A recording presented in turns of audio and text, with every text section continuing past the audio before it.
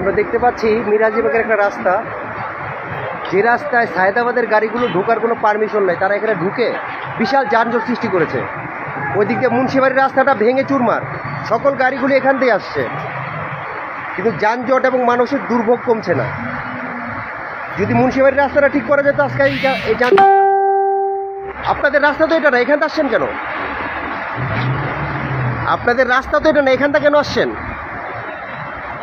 হ্যাঁ, যত কিছু ঘটুক আপনাদের জন্য ফ্লাইওভার দেওয়া আছে, আপনারা এটাতে কেন চলাচল করবেন? এটা লোকাল রোড। আমরা দেখতে পাচ্ছি এটা গাড়ির নাম কি, গোল্ডেন লাইন। এই গাড়িটা এখানটা চলার কোনো নিয়মই নাই। এই বড় বড় গাড়িগুলি চলার কারণে রাস্তায় মানুষের ভোগান্তি হচ্ছে। আসলে এগুলি কে দেখবে?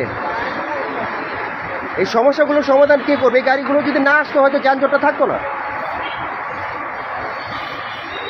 আজকে কেউ অফিস যাবে, কেউ বিভিন্ন কাজে যাবে, কিন্তু এই যানজটের কারণে যেতে পারছে না। দেখুন আপনাদেরকে দেখাচ্ছি,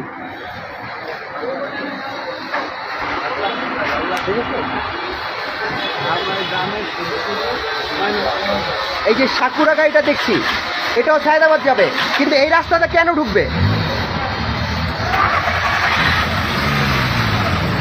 ওই যে সামনে আরো দেখতে পাচ্ছেন দোলা পরিবহন, এই গাড়িগুলো ঢুকে এই রাস্তাটা যানজট, বিশাল বিশাল যানজট সৃষ্টি করছে, আর মানুষ দুর্ভোগ পাচ্ছে।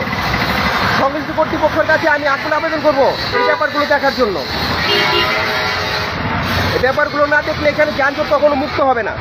তাদের বিরুদ্ধে যদি অ্যাকশন না নেওয়া হয় এই যানজট থাকবেই। গোল্ডেন লাইন, সাকুরা, দোলা, এই পরিবহনগুলো এই রাস্তায় চলার অনুমতি নেই, তারপর তারা চলছে, আর মানুষ দুর্ভোগ পাচ্ছে।